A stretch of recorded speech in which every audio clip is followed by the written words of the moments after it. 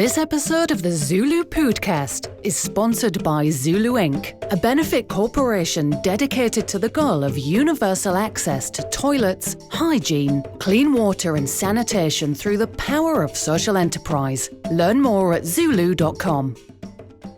And eventually the global target for water was met, but there was still a huge problem. The problem being that where there was progress, it was benefiting only some of the population, not everybody. So you still had communities that were lagging behind in economies that had taken off. So you had economies that had taken off, leaving their communities behind insofar as access to water, sanitation, and hygiene was concerned. Welcome to the ZuLoo Poodcast, where we talk all things poop, toilets, and sanitation. Through insightful news, impact stories, and quirky humour, we aim to discuss and highlight the critical role toilets play in whisking poop out of our lives, the impact toilets have, or lack thereof, in the health and wellness of humanity, and what ZuLoo is doing to help solve the current global sanitation crisis. Hey everybody, welcome back to the ZuLoo Poodcast. Hope you've had a great week. We are in for another super awesome episode. Jocelyn, welcome back. Thank you. Excited to have you. Love your colors, by the way. Thank Super you. cool. I was feeling vibrant today. Yeah, you kind of coordinate nicely with the sticker and your soda. Like, hey, me and this toilet. Vibe. As long as we coordinate, yeah. Yeah, for the most colorful outfit, you get to flush the toilet. Go ahead. Yes. So satisfying. It is, isn't it? I like it. Oh Do it again. I really like the pink. So Are we picking that up, there. Trevor? Okay, got it. Trevor's like, cut.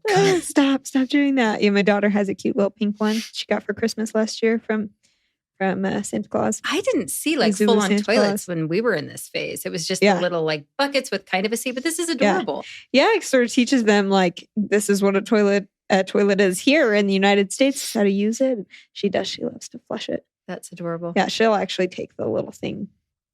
This is, out. I mean... It would flush it around the house. Go ahead. Well, I was going to say, it's so hard for a 3-year-old to get themselves up onto an adult toilet. I wish they had like legit flushing ones, until their little legs can get up there themselves. But this is really cute. There is a product, actually, which I think it's called the Super Potty Trainer. And it's an insert that you stick in to your toilet, and it sort of just has like this little back to it. It's like this big, and you slide it under the toilet seat, and then the insert sticks up through the toilet seat to act as the back for your child. So it slides them up so that their legs can dangle like ours would sit. Yeah. Anyway, on a real toilet. On a real, a real toilet. I love your knowledge of toilet products. It is extensive and impressive. This is what's spending. That's all Kelsey does in her spare time when she's not doing the podcast or the Poodcast. She's checking out these things. Hours on ZuLoo's social media with all the toilet products. That's who I'm checking out. She was on Shark Tank. She made a great. I think she was really made a cool. deal. So we'll have to have her on the show sometime. Who is that again? She's the inventor of the Super Potty Trainer. I forget her name. Okay, Super Potty Trainer. Yeah. This is a brand, Summer. I don't know much about them, but I thought that was cool, and I think you've got one. And we'll start training baby Gwen on it soon. This is like a little for a pee guard. I think it attaches up front because the little boy is going to be. Oh, that's not just for little boys. I don't know how the girls pull it off, but that's great. But for anyone that has trouble directing the pee-pee. Oh, does it go underneath? Does it go underneath? Yeah, how I think does it clicks right in there somehow. Oh, that seems right. That is really clever. Is that right? I think so. I don't know. I don't know either. Yeah, it seems like that's where it's supposed to go. Either way. Anyway, so idea. you can, and I think also is this for like wipies too in here? Yeah. Is that what that's for? Oh, that's cute. And it makes sound. That's the best part. That's right. So, sounds even better than my toilet. This is the one. We've got a little playroom in our basement, and this is the one that's down there. And I'm kind of wondering. I'm super curious to the future grandkids, or I wonder if they're going to use it on their own. You will find surprises in here, guaranteed. Just find the diaper in there and everything else. Who knows, right? But that's the whole point, right? That's the risk you're willing to take, having a toilet in your playroom. That's right. Yep. That's right. So, anyway. We love it. Well, anyway, today's agenda for the podcast, we got to sit down, Darren and I, and have a chat with Sitali from Sanitation and Water for All. It's a great organization that works to bring political movement makers and private sector movement makers in the world of sanitation together to change policy and affect change in communities around the world. But you'll hear more about that. Yeah, Sanitation and Water for All is kind of like ZuLoo's big sister, brother, whatever.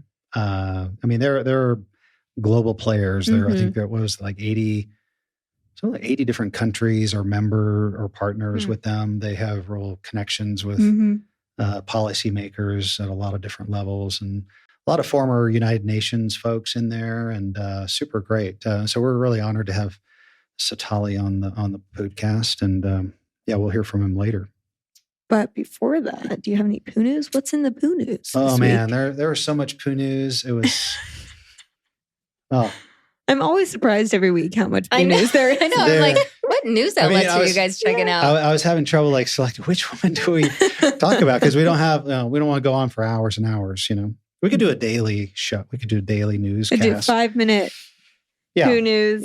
Check in. But the biggest news right now, as of today, and this may not come out till a month from now, but is the Jackson, Mississippi water crisis. They had record levels of flooding, and we've always talked about our crumbling infrastructure. A lot of wastewater treatment plants have been around for decades, and sure enough, here we are. This is 2022. This August 2022, and the headline is Wall Street Journal, Jackson, Mississippi is out of running water after a treatment plant fails. 150,000 residents have no water. They're having to deliver water in just bottled water, trucking it in. It says Jackson, Mississippi, which has struggled with a crumbling water infrastructure for years, has no reliable running water. This is as we speak. Pumps at the main wastewater treatment plant failed Monday. We talked about, what if it failed? This is what happens when it fails. This is what happens. And raw reservoir water flowing through the pipes. And so whatever water's coming out of their pipes, they said, not safe to drink, do not brush your teeth. The mayor's like, this is a massive undertaking. Press conference, blah, blah, blah. So it is a full-blown crisis. They don't have enough water to fight fires, flush toilets, do anything. So how does one get the pumps working again? And is that the solution, or are they proposing to overhaul all the infrastructure? The flooding has subsided, and so now they're in there trying to get the system back online. They said it's probably going to take several days to get this wastewater treatment plant back on. I always just think of, what if you just had a baby? I literally that was just in my brain. How? How? I mean, you have to drink enough so that you can nurse. There's so many things you need to clean. So there's a boil, what they call a boil notice. Boil all the water. So all the water you do have, unless it's like a bottled water trucked in, you got to boil it, and just to use it. And so, crazy crisis. I lived in Jackson, Mississippi when I was a little kid, and so I kind of know what that's. I mean, we never had this happen, but so the mayor says he hopes water service can be. This is a story. All the news outlets are picking it up. When I open my phone, I got to look for some poo news, and bam, this thing's. It's never far away. It's never far away. Yeah, and this is the capital of Mississippi. Did I tell you guys about the time the sewer backed up into my basement? No. The day after I had my first baby? No. What? That's why a baby always comes to your mind, huh? So what happened? PTSD. Oh, we have to hear it. It was, we were living in Kansas at the time, and we had a finished basement, And we walked downstairs and stepped on the carpet, and like waves went through the carpet. And we're like, what is going on? Like there was liquid underneath. Yeah. It was like you were floating on a magic carpet. And it's didn't smell awesome. So long story short, we just had to turn off all the water. Mm-hmm. And it was like, how do I clean the bottles and like the breast pump and, how did we drink? Like we couldn't shower. It was a disaster. My husband at the time was like, you just have to leave. I can't handle this natural disaster. And Newborn, I don't know how to help you. Yeah. So my like 5-day-old daughter and I ended up like leaving at 9:00 at night and driving up to Iowa to my, my in-laws, they were at the time. Wow. And it was just like on a smaller scale, a micro version of what's happening to those poor people in Jackson. But it was awful. The panic that came because you just take it all for granted when you have clean water, when you can shower, when you can brush your teeth, when you can clean what you need, when you can wash your dishes. And when suddenly all of that's gone, you can't do life. Yeah. And you already don't know how to do life when you have a brand new baby. So my mind always goes straight to the moms or like even in the hospital. So I kind of know what they're going through, but on a much smaller scale. And my heart goes out to them because that's very difficult to navigate when you've got kiddos. Well, and they've got, Jackson has hospitals. What are they doing? I don't know. No. How do you boil water for that many people? Like, yeah. And how do you truck, even if you trucked it in, how are you going to distribute all that That's water? A lot of water to transport. Yeah. Well, I'm glad you survived the Kansas. I'm glad my daughter survived. What did they ever figure out what happened? What was like? It was just really old pipes, and someone might have been using the wipes that you're not supposed to use. I don't know who that was. But yeah, it was totally my fault. And it was such a bummer. And it ended up happening again a couple weeks later. And that's when we were just like, we're selling this house. We can't do this. Yeah. So we sold the house. We told the people that this was happening. We weren't shady about it, but it was too much to deal with. And we couldn't handle a third round. No, seriously, like once you've done it once, it's like, that's enough for a lifetime. Yeah. You don't want to deal with it again. Yeah. And it got us thinking, well, what else is going to go wrong? It was an older house. Yep. And we just didn't have the mental fortitude to do it. Yeah. Yeah. So we took off and got into a brand new condo. Nice. A lot of older homes. This is like city infrastructure decaying, but obviously older homes, you had a similar issue on a individual level, right? Maybe pipes fail. Yeah. It's an issue. So we're sending prayers out to the people of Jackson for sure. Because that's that's scary stuff. Yeah, that is scary stuff. Hopefully they resolve it soon. And it can happen. It really can happen anywhere. Yeah. It can happen in Kansas. Happened in Kansas. Mm-hmm. It happened in Flint, Michigan wasn't the exact same thing, but it was, still a water crisis. Crisis, right? So hopefully that'll resolve itself soon.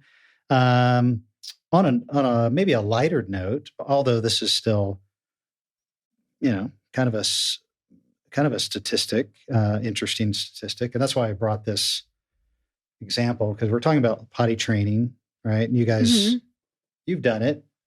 You're about to do it.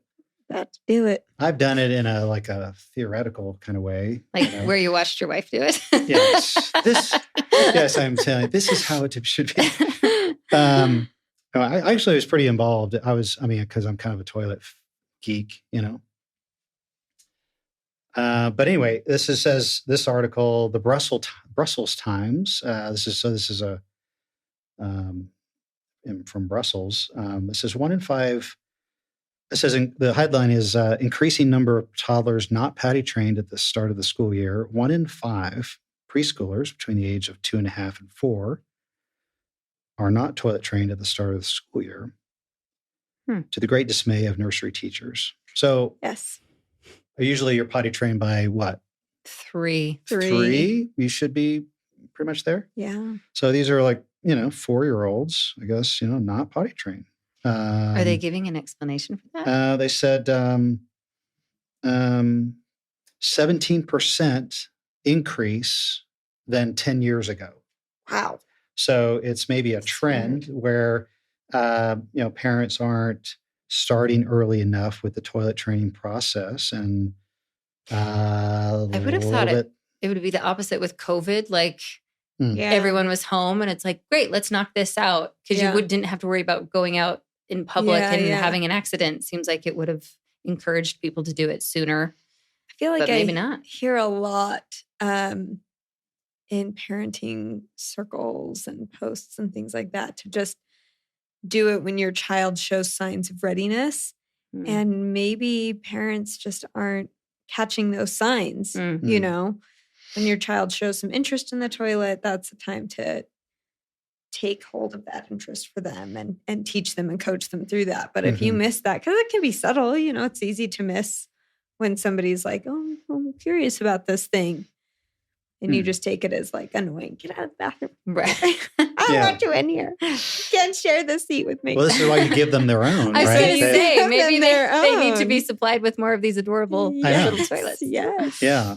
They say toilet training experts say that parents can generally start toilet training around the age of 18 months. And then most young children can then become trained rather quickly, and especially if they want to, they're at that age, right, where they're wanting to, hold the channel changer on their own and they want to, feed themselves, right? And so they're going to want to naturally want to go to the potty on their own, right? So that's 18 months. You should probably start, maybe get one of these, introduce the idea. They say it's put a lot of strain on kindergarten teachers because, it's going on it just disrupts the class. Of all the things that they have to deal with, that's one that they shine. Yeah. So it's kind of, especially if you're trying to hire kindergarten teachers, right? No, you might have to deal with this. Okay. No. No. But so anyway, they're encouraged.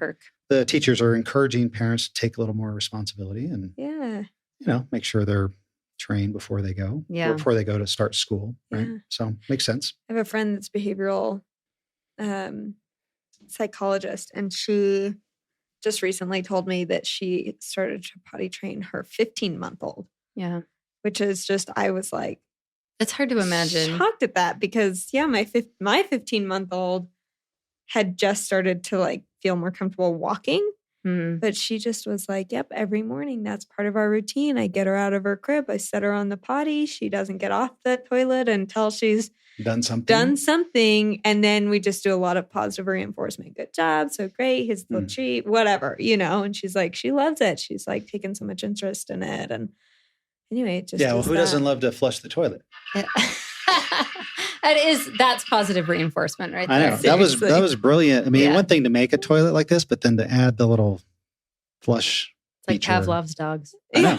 Seriously, we love it. I had a cousin who trained her baby at a similar age, like really early. Yeah. And I was like, how? But it's hard not to compare. I mean, some it's kids just are ready, by but some kids child. aren't. Yep. So it is kind of like, I do think you should take your cues from your kid, but just for your own sake, waiting till they're 4 would be rough. Oh man, changing diapers of a 3 or 4-year-old. Wow. Yeah, because at that not what I want. time, like it's legit. There's something kind of cute about baby poop. Even though it's gross, it's cute. And then at age like 3 and 4, that is not cute anymore. You're done with that. Yeah, for sure. True. Yeah. Well, on another note, Sitali has a great chat that we had with him. So unless, Darren, you've got any other poo news, I think we'll hop into our conversation. I could go on. I mean, there's so much news out there, but we need to go to Sitali's interview. Cut it now. We'll go to Sitali's interview and we'll see you when we get back. Well, Sitali, welcome to the ZuLoo Poodcast. We are just so excited to have you on the show. I think you're one of our favorite guests that we've got lined up. So thank you for coming on the show. Thank you so much, Kelsey, and thank you, Darren. This is really exciting. I've seen some of the podcasts that you've been doing. You've been doing a fantastic job.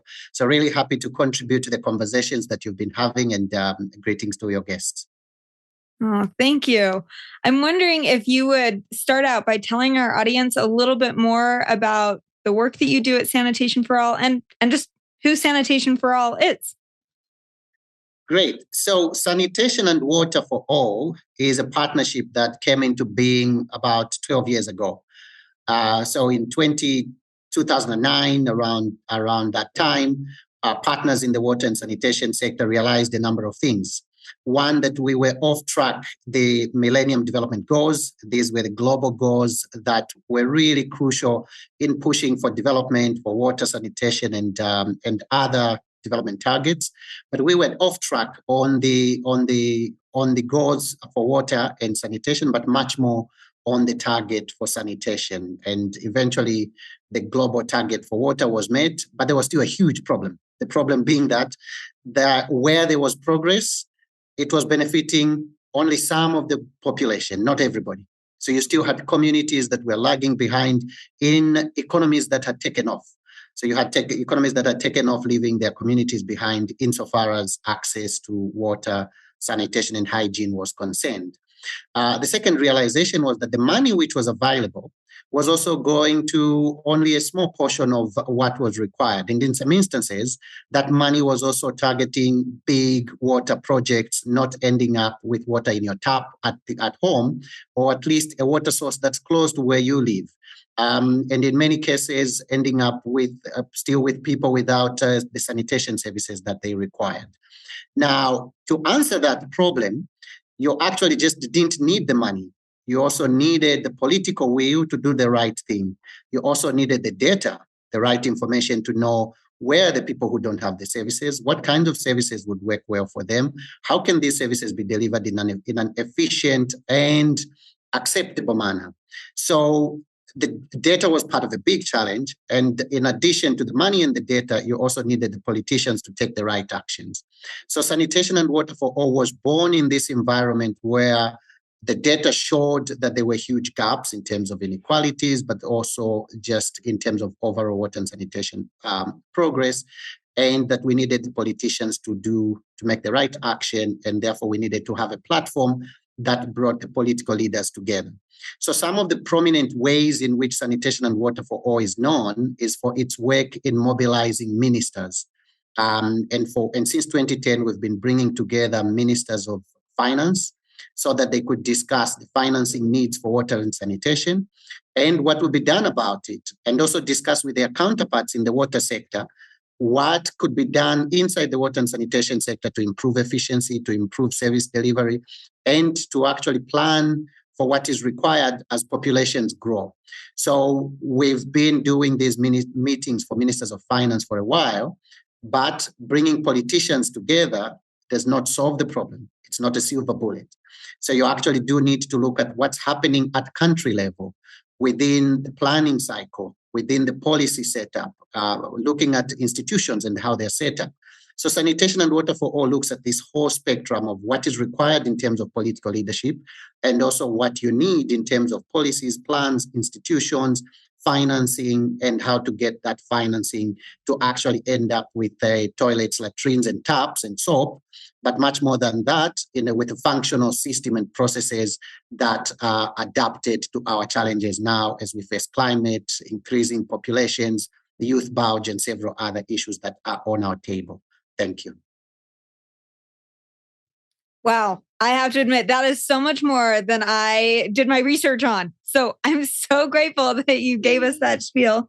Here my daughter is ready to play. Would you like to say hello? So that's a big task. Like, I'm just thinking through all the things that you've just said, and I'm thinking, so what's that like? Is it meetings upon meetings? Is it flying a lot to different communities and doing that? Like, where does Sanitation and Water for All start when you see a need in a community? What's the next step? That's a fantastic question, Kelsey, because you can get trapped into thinking like meeting after meeting will solve the problem of lack of latrines in a community, or the fact that there is no planning cycle, or the fact that there's no money, or that the existing money is not used well. So Sanitation and Water for All deals with the challenges that we face with a myriad of options. Well, with a number of options. A myriad maybe sounds too many, but with a number of options. So a number of these options include one, as I indicated, bringing the political leaders together and providing them with the right tools so that they could make the right decisions. So, for example, the meetings that I mentioned, which target finance ministers, are just one of the tools that are there. We also have conversations with sector ministers where they bring the bottlenecks or challenges that they have, share with each other, and share their experiences. But our partners, we have 350 of them as we speak, and 78 of those are governments. So and we like to have governments in the lead. But we also have private sector actors. We also have civil society actors. We've got research and learning institutions. We've got the utilities and regulators. And we also have what we call the external support agencies. These are basically the multilateral and bilateral financing institutions, the foundations, and others. So why that's part of the solution is the realization that the problem we have of 2 billion people without access to safely managed sanitation, that problem cannot be solved just by one actor alone, no matter how well-willed they are. So you do need a multiple group of actors to come together and bring their unique experiences and advantages to the table and bring their resources so that they can work together and tackle the problem that we have. So we're very much focused on a multi-stakeholder approach, whether it is at a national level or at whatever level. We're really very much keen to see that that processes are government-led, but also that every actor has got a role to play in delivering services and in planning, as well as improving those services. So that's one of the approaches. The other approach is that we do provide our ministers and political leaders with the materials such as handbooks on financing. How can they resolve their financing challenges? We have a handbook that's coming up now for parliamentarians. There is a handbook for on the human right to water and sanitation. So these have got very practical examples of how leaders can deal with the problem. Finally, we also are now focusing on what we're calling reaching up. And reaching up is very much about getting the highest decision maker to actually understand the problem and respond to the problem with solutions that are homegrown. And these highest decision makers in some countries, well, in all our countries, are presidents. So we're also now looking at how we engage with heads of state, prime ministers, or heads of government, and how they can influence their cabinets, how they can prioritize water and sanitation at the national level, as well as resource it with the required resources. That's awesome. I appreciate that overview, Sitali. Maybe could you I know you guys are big players in the sanitation space. We've been following you guys for a long time, and really, really impressed by your global outreach and your global scope. But what's the history of Sanitation and Water for All, if you don't mind? Like, how long has it been around? And you seem to be super well connected with lots of government. I mean, what's the history of the organization, if you don't mind? Great, thank you. So our history goes back to 2008, 2009, which was the time I was describing as when there was this big realization about the challenges that we have towards the Millennium Development Goals. And also the challenges on finance. But then an interesting fact I think that you might want to look to hear is that the name of the partnership is Sanitation and Water for All. Having sanitation in front of water was actually a very deliberate action because of the significant gap that there was in sanitation, and the fact that sanitation has continuously remained as a big challenge in the sector. You come all the way to 2015 when the Sustainable Development Goals were designed, sanitation was still lagging far behind. And even now as we speak, you have more people without sanitation services than there are people without water services. That doesn't mean that we need to pay a blind eye to water. It just means that we need to place sanitation, we need to provide the adequate attention that is required on sanitation. So there has been that in our history in terms of this really deliberate focus on sanitation. But in addition, there has also been a very strong focus on people left behind when it comes to the Sustainable Development Goals. I think for sanitation and water for all, you could say that it was doing the SDGs before the SDGs became what they became. So we were already focusing on vulnerable communities. That is a really critical message that political leaders needed to hear.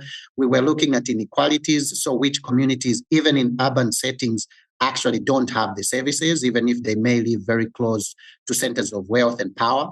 But also we've been looking at how do we reach out? So I talked about reaching up, which is about reaching up to key decision makers. But in our history, we've also been expanding, thinking which other actors are really crucial for us to achieve sanitation goals, and we need to engage with them. So climate, for example, health. And we've been engaging with health ministries for a really long time because water and sanitation, they are good in their own rights, but they are also extremely important for the economy and for health and the population as a whole. So we've been doing what we're calling reaching out to other key critical actors. And I'd say that in this history, you will see a really big focus around ministries of finance. And we're unique in that sense that I can't think of another sector that brings together finance ministers in this way for them to have a really focused view on the topic. But we've also increasingly looked at how do players work together at the national level. So how do they prioritize the challenges that they have? How can they act? So it moves from what Kelsey was saying, meeting after meeting, to action after action. So how can they identify the gaps that are there and be very practical in terms of the actions they identify, and then hold themselves accountable, first as players at the national level, and also when they share those actions at the global level. So in our history, you will see this evolution around engagement with ministries, but also on the issues in terms of reaching out, as well as on a strong focus on accountability. So you're mainly working with sounds like mainly working with governments and educating them and giving them resources, right? Is that the kind of the overall approach? So you would say so. We're a government-led partnership in that governments are really crucial, and ministers in that regard are important, and us providing them with the tools and information they need is extremely central to what we do. But then we do realize that governments on their own won't be able to solve the problem. And therefore, we work also with all these different stakeholders, bring them together, create these bridges between them and government. Mm-hmm. And then we also work a lot with these players at the national level, insofar as them having a joint areas of focus, prioritizing the biggest challenges that they face. That's awesome. So, what does that look like as far as working with? I know, as your website indicates, you work with the private sector as well, and you try to bring those parties together. What is that? How does that work? Yeah. So, in fact, I think here I could make a link with one of your recent previous guests, Dr. Nicholas Igwe, who, in fact, is a private sector colleague working in Nigeria. And one of the interesting things that they worked on, and which was an interesting success, is that they brought together different private sector in Nigeria, and they formed what they call OPSWASH, which is a group of private sector actors that are mobilized, working jointly to contribute to government policy, but also to very practically find solutions to the sanitation challenge.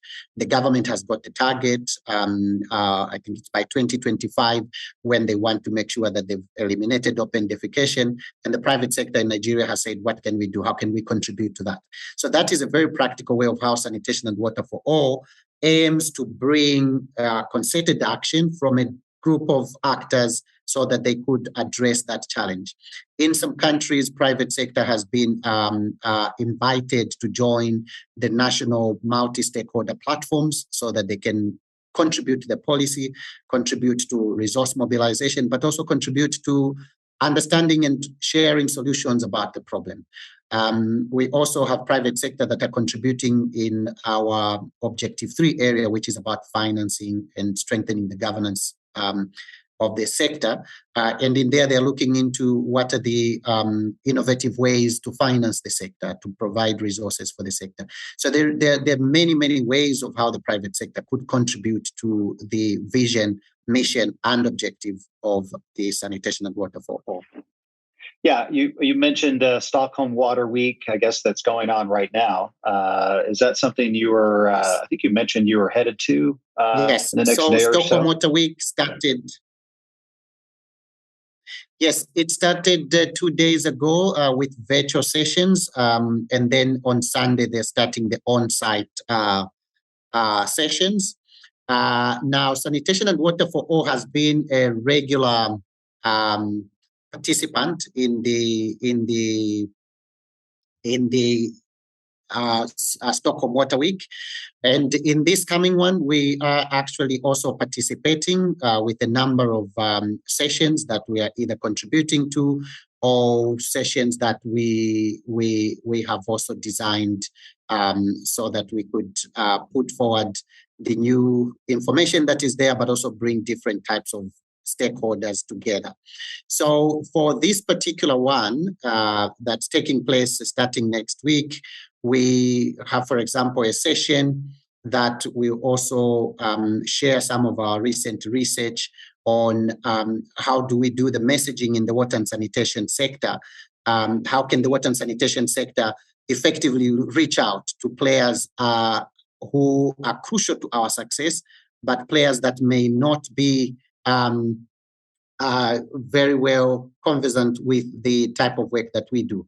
So this is more or less sort of an audience research that was done, and we will have a session on that, and we really encourage people to join us and come and listen to that conversation. But we also are participating in other sessions, focusing on the economy and investments, looking at how can this supply and demand side, the supply and demand problems that are there in the sector, how can they be resolved?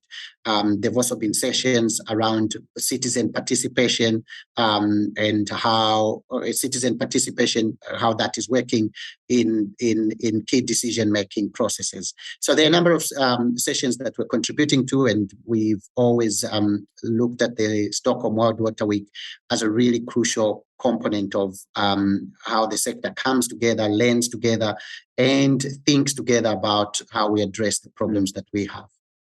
That's great. We look forward to tuning in as well. And I know we're also co-sponsors with you of the World Toilet Summit in Nigeria coming up. And maybe you want to talk about what your involvement with that is.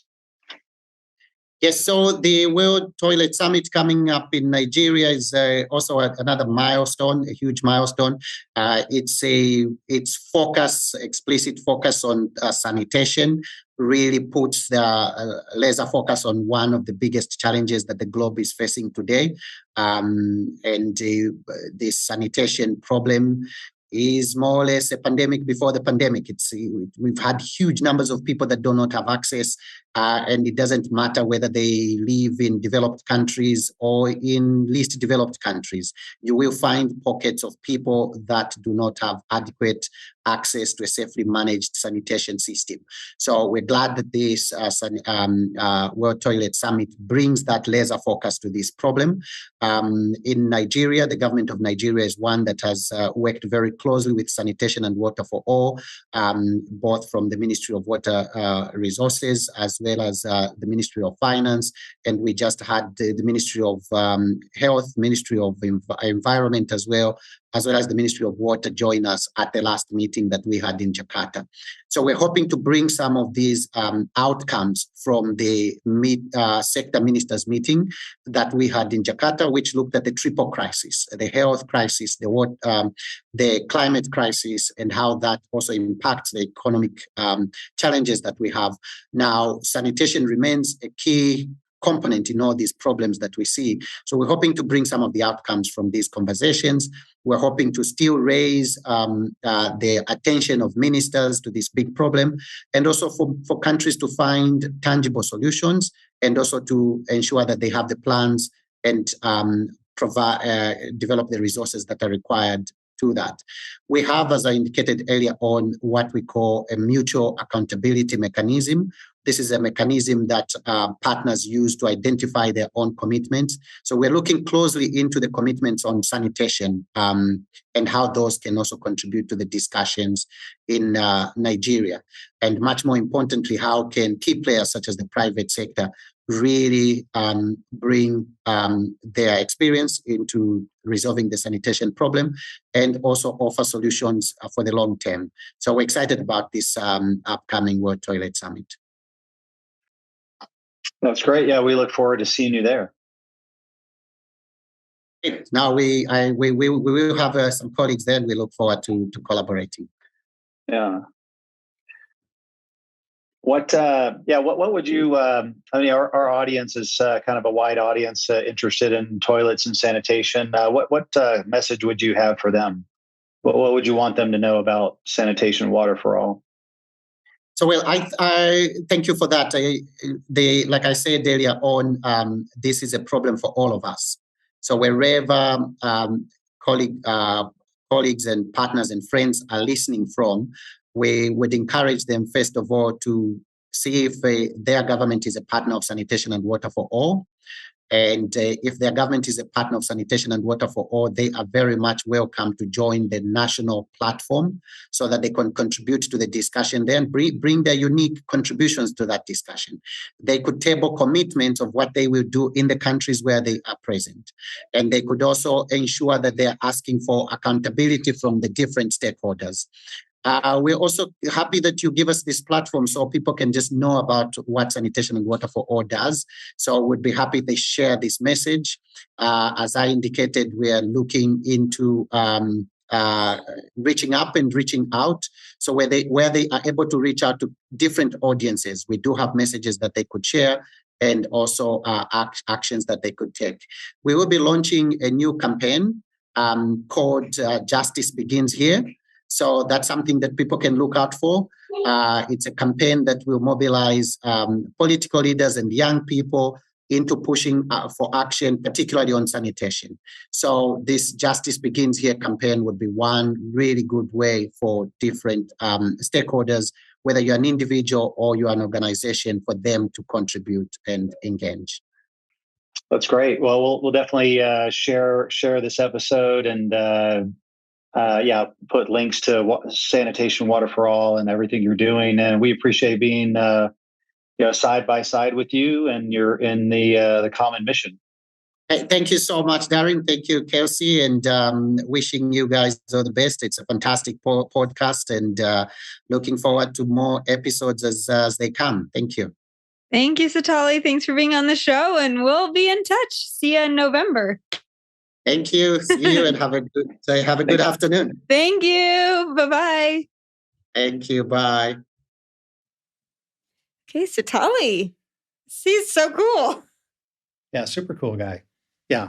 Yeah, he had so much to say about all of the incredible work that they are doing, that Sanitation Water for All is doing.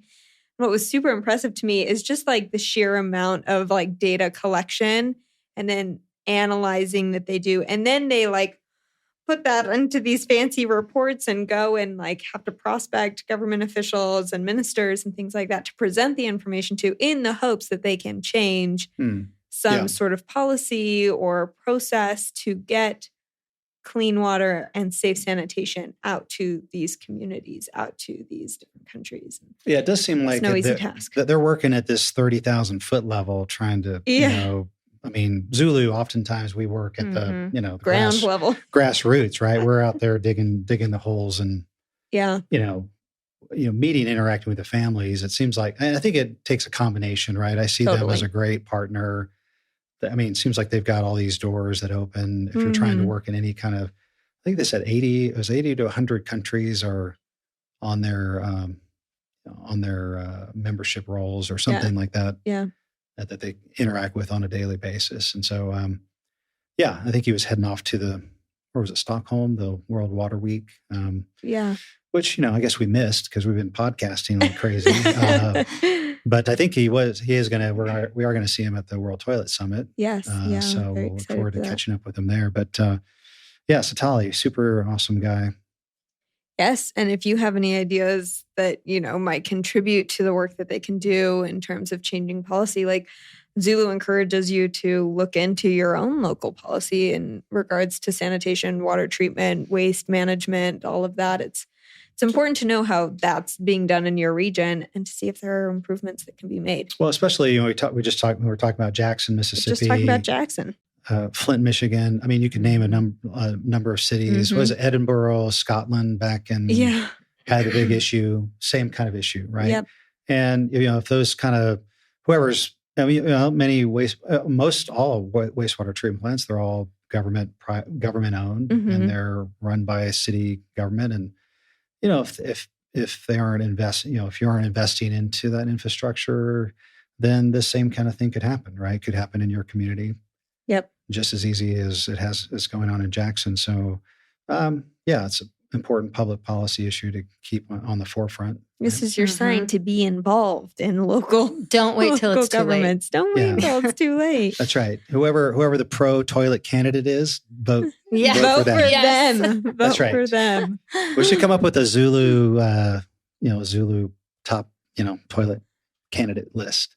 Yeah. Regardless of party, hey, these are the toilet candidates you want to. Because those are the ones that, in the end, you're going to wish you voted for. That's right. They're going to go get that wastewater treatment plant, retrofitted or whatever. They're going to get it done, right? So that's right. Anyway, so we hope you enjoyed this episode of ZuLoo Poodcast. Thanks for listening in. We hope that you'll check out Sanitation Water for All, the good work that they're doing, and we hope that you'll join us in November at the World Toilet Summit. Very excited as that draws near. I'm excited I won't personally be going, but Darren's going to be going. Very excited to hear how Nigeria is. So. I may not return, but I'm going. I think you'll return. You're in safe hands. You're going to be my toilet buddy. If I don't, if you don't hear from me within, a week of going, then you need to. Then call Liam Neeson. Call him and get a rescue party going. Yeah. You got it. Scott's honor. Thanks everybody for joining us. We'll see you next week. Thank you for listening to the ZuLoo Poodcast. Follow us on social media at our links in the show notes below. To learn more, visit our website, ZuLoo.org. If you liked the podcast, be sure to subscribe, like, and comment. For even more ZuLoo fun, send us an email with your toilet stories to podcast@zuloo.com for a chance to be featured on the podcast. This episode of the ZuLoo Poodcast is sponsored by ZuLoo Inc., a benefit corporation dedicated to the goal of universal access to toilets, hygiene, clean water and sanitation through the power of social enterprise. Learn more at ZuLoo.com.